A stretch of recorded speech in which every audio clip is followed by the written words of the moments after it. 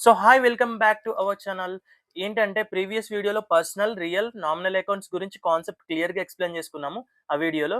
So ఈ వీడియోలో ఏం చెప్పుకుందామంటే సింపుల్‌గా జర్నల్ ఎంట్రీస్ ప్రాబ్లమ్‌ని స్టెప్ బై స్టెప్ సాల్వ్ చేద్దామన్నమాట. ఓకేనా? సో ఒకవేళ ఆ వీడియో చూడకపోతే ఆ వీడియో చూసాకనే ఈ వీడియో చూడండి. అయితేనే మంచిగా అర్థమైపోతది ఈ problem. Okay.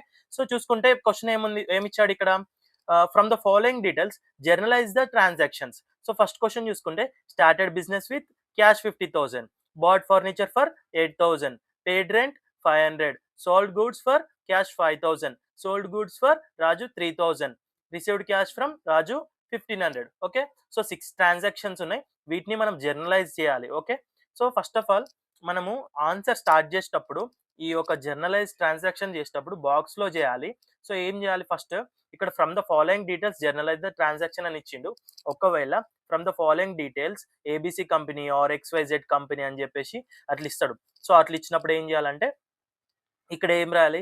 Journal entries in the books of ABC company, XYZ company. అక్కడ ఏమిస్తే అక్కడ అది రాయాలన్నమాట. కంపల్సరీగా కంపెనీ నేమ్ ఇస్తారు. ఆ కంపెనీ నేమ్ రాయాలి. ఇక్కడ నేమ్ ఇవ్వలేదు కాబట్టి జస్ట్ ఇక్కడ డాష్ డాష్ పెట్టిన. ఓకే. సో ఇక్కడ చూసుకుంటే first of all date column కూడా వేయాలి. Must and should date column, తర్వాత పర్టిక్యులర్స్, తర్వాత ఎల్ఎఫ్ నెంబర్ కాలమ్, తర్వాత డెబిట్ అమౌంట్, తర్వాత క్రెడిట్ అమౌంట్ కాలమ్ వేయాలన్నమాట. సో ఇక్కడ మనకు డేట్స్ ఇయ్యలేను కాబట్టి నేను ఇక్కడ ఎంప్టీగా పెట్టాను. ఓకే. సో ఇక్కడ చూసుకుంటే ఫస్ట్ ట్రాన్సాక్షన్ చూసుకోండి. ఏమిచ్చాడు? స్టార్టెడ్ బిజినెస్ విత్ క్యాష్ 50,000 అనమాట. సో ఇక్కడ ఏంటి? ఇందులో 2 అకౌంట్స్ ఉన్నాయన్నమాట. ఏమేమి అకౌంట్స్ ఉన్నాయి? క్యాష్ అకౌంట్ ఒకటి, క్యాపిటల్ అకౌంట్ ఒకటనమాట. సో క్యాష్ వచ్చింది కాబట్టి క్యాష్ అకౌంట్ డెబిట్ అవ్వాలి. క్యాపిటల్ ఓనర్ ఇంట్రొడ్యూస్ చేశాడు కాబట్టి క్యాపిటల్ అకౌంట్ క్రెడిట్ అవ్వాలి. అందుకని ఇక్కడ ఏం రాశాను? Cash account debtors to capital account. ఇక్కడ కింద ఎక్స్‌ప్లనేషన్ ఏం రాయాలి? Being business commenced with cash. ఈ ఎక్స్‌ప్లనేషన్ అనేది అస్సలు మర్చిపోకూడదు. కంపల్సరీగా రాయాలి. ప్రతి ట్రాన్సాక్షన్ కింద, ప్రతి జర్నల్ ఎంట్రీ కింద వాటి యొక్క ఎక్స్‌ప్లనేషన్ ఉంటేనే దానికి కరెక్ట్ అని చెప్పేసి కన్సిడర్ చేస్తారు. ఓకే. ఇక్కడ చూసుకుంటే cash account data to capital account. Cash account debit అయింది. క్యాపిటల్ అకౌంట్ క్రెడిట్ అయింది. సో ఇక్కడ 50,000 ఇక్కడ 50,000. ఓకే. సో నెక్స్ట్ ట్రాన్సాక్షన్ చూసుకోండి. ఏంటి? Bought furniture for cash. ఎంత? 8,000కి ఫర్నిచర్ బై చేసిండు. సో ఇక్కడ ఏమేమి ఉంటాయి చూసుకోండి. ఏంటి? ఫర్నిచర్ టచ్ చేస్తాం కాబట్టి అదేంటి? రియల్ అకౌంట్ కిందకి మనం కన్సిడర్ చేసుకోవాలా ఫస్ట్ ఆఫ్ ఆల్. నెక్స్ట్ ఏంటి? క్యాష్ వెళ్ళిపోతుంది ఇప్పుడు. అంటే ఫర్నిచర్ వస్తుంది, క్యాష్ వెళ్ళిపోతుంది. సో దానికి మనకు రూల్ ఏంటి? What comes in, what goes out. What comes ఇన్‌కి ఏం చేస్తాం? డెబిట్ చేస్తాం. వాట్ గోస్‌కి ఏం చేస్తాం? క్రెడిట్ చేస్తాం. సో మనకు తెలుసు కదా! మన రియల్ అకౌంట్స్‌లో వాట్ కమ్స్ ఇన్‌ని డెబిట్ చేస్తాం. వాట్ గోస్ ఔట్‌ని క్రెడిట్ చేస్తామనమాట. సో ఇక్కడ క్యాష్ వెళ్ళిపోయింది కాబట్టి అదేంటి? చెప్పు? క్యాష్ వెళ్ళిపోయింది కాబట్టి క్రెడిట్. ఫర్నిచర్ వచ్చింది కాబట్టి డెబిట్. అట్లనమాట. ఓకే. సో ఇక్కడ ఏం రాసుకోవాలి? మనకిక్కడ debit account, furniture account debtors to cash account అట్లా రాయాలన్నమాట. ఓకే. సో ఇక్కడ ఏం రాస్తాం కింద ఎక్స్‌ప్లనేషన్‌లో being furniture purchased for cash. Okay. So 8,000 debit అయినాయి. ఇక్కడేమో ఇక్కడ క్రెడిట్ అయినాయి క్యాష్ అకౌంట్‌లో. Okay. Next paid rent for 500. Okay. Paid rent 500. So ఇక్కడ ఏంటన్నమాట థర్డ్ ట్రాన్సాక్షన్ చూసుకుంటే ఇక్కడ రెంట్ కట్టిండన్నమాట. రెంట్ కడితే ఏమైతుంది? ఎక్స్‌పెన్స్ అన్నమాట. ఎక్స్‌పెన్స్ అంటే ఏంటి? నామినల్ అకౌంట్ అన్నమాట. నామినల్ అకౌంట్‌లో రూల్ ఏంటి? చెప్పండి. ఎక్స్‌పెన్సెస్‌కి, లాసెస్‌కి ఏం చేస్తాం? డెబిట్ చేస్తాం. ఇన్‌కమ్స్ అండ్ గెయిన్స్‌కి ఏం చేస్తాం? క్రెడిట్‌కి చేస్తాం. సో ఇక్కడ ఏంటంటే ఎక్స్‌పెన్సెస్ కాబట్టి అకౌంట్ డెబిట్ అయింది. క్యాష్ వెళ్ళిపోయింది కాబట్టి క్యాష్ అకౌంట్ క్రెడిట్ అయిందన్నమాట. చూసుకోండి ఇక్కడ చూసుకుంటే ఏంటి? Rent account debtors to cash account. Being rent paid in cash 500, 500. Okay. Next, next transaction చూసుకుంటే sold goods for cash 5,000. So goods దేనికి ఎంతకు సేల్ చేసిండు? 5,000కి తన దగ్గర ఉన్న గూడ్స్ సేల్ చేసిండనమాట. సేల్ చేస్తే గూడ్స్ ఏమైతున్నాయి? గూడ్స్ పోతున్నాయి. ఏమొస్తున్నాయి? క్యాష్ వస్తున్నాయి. So what comes in, what goes out. What comes in ఏం చేయాలి? డెబిట్ చేయాలి. వాట్ గోస్ ఏం చేయాలి? క్రెడిట్ చేయాలి.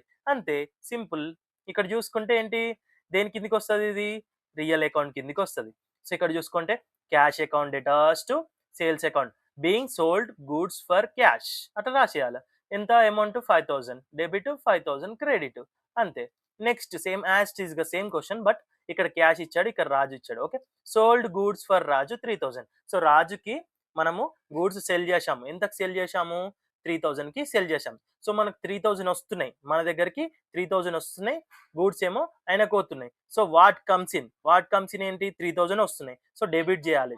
సో వాట్ గోస్ అవుట్ అంటే సోల్డ్ గూడ్స్, మనకు గూడ్స్ పోతున్నాయి. సో ఏం చేయాలి, డెబిట్ చేయాలి. సో ఇక్కడ చూసుకుంటే Raju account debtors to sales account. Okay, so Raju account debtors to sales account. ఇక్కడ ఎంత, 3000 అట్లా అనమాట. ఓకే, నెక్స్ట్ ఏం చూసుకుంటే నెక్స్ట్ ట్రాన్సాక్షన్ చూసుకుంటే received cash from Raju. So రాజుకు, సో ఇక్కడ నెక్స్ట్ ట్రాన్సాక్షన్ చూసుకుంటే received cash from Raju. So Raju నుంచి 1500 రూపాయలు మనకు వచ్చినాయి, 1500 రూపీస్ వచ్చినాయి అన్నమాట రాజు నుంచి. సో ఏం రాస్తాం మనము, ఇది కూడా రియల్ అకౌంట్ ఉంటే రియల్ అకౌంట్ కిందకి ఏంటి, what comes in what goes out. So ఇక్కడ ఏంటి, ఏం ఇప్పుడు రాజు దగ్గర నుంచి పోతున్నాయి కాబట్టి రాజు క్రెడిట్ అవుతాడు, మనకు వస్తున్నాయి కాబట్టి క్యాష్ వస్తున్నాయి కాబట్టి మనం క్రెడిట్ అవుతాం. So cash account debtors to Raju account 1500 being cash received from Raju. So అర్థం కాకపోతే మళ్ళీ చూడండి, ఏముండదు, మనం ఇంతకు ముందు కాన్సెప్ట్ చెప్పాం కదా, అది అర్థమైతే ఇది సింపుల్ గా అర్థమైపోతుంది. Okay, so first of all ఏం చేయాలంటే మనము ప్రతి ట్రాన్సాక్షన్ లో సేమ్ స్టెప్స్ ఫాలో అవ్వాలి. ముందు అకౌంట్స్ ని ఐడెంటిఫై చేయాలి, పర్సనల్ అకౌంటా, రియల్ అకౌంటా, నామినల్ అకౌంటా అని చెప్పేసి ఐడెంటిఫై చేసిన తర్వాత రియల్ నామినల్ అకౌంట్ అని చెప్పేసి క్లాసిఫై చేయాలి. చేసిన తర్వాత లాస్ట్ లో గోల్డెన్ రూల్స్ అప్లై చేయాలి. మనం రూల్స్ ఉంటాయి కదా, మన ఇప్పుడు what comes in what goes out, expenses, incomes and gains, credit, personal account అని ఎట్లా ఐడెంటిఫై చేస్తాం, అవన్నీ మొత్తం రూల్స్ అన్ని మనము క్లాసిఫై చేసుకోవాలి. క్లాసిఫై చేసుకొని ప్రతి ఒక్క ప్రాబ్లంకి జర్నల్ ఎంట్రీ రాయాలన్నమాట. ఇంతే. ఈ జర్నల్ ఎంట్రీస్ లో ప్రాబ్లం క్లియర్ అయితే నెక్స్ట్ వీడియోలో కొన్ని ఎగ్జామ్ ఇంపార్టెంట్ ప్రాబ్లమ్ సాల్వ్ చేద్దాం. ఓకేనా? సో ఈ వీడియో యూస్ఫుల్ అనిపిస్తే లైక్ చేయండి. ఇంకా అకౌంటింగ్ ప్రాబ్లమ్స్ కోసం ఛానల్ని సబ్స్క్రైబ్ చేయండి. అలాగే మన ఈ వీడియో కింద ఉండే డిస్క్రిప్షన్ లో మన టెలిగ్రామ్ లింక్ అలాగే వాట్సాప్ కమ్యూనిటీ లింక్ ఉంది. సో దాంట్లో జాయిన్ అయితే మన అప్డేట్స్ అనేవి రెగ్యులర్ గా మీకు వస్తాయి. ఓకేనా? Thank you for watching our video.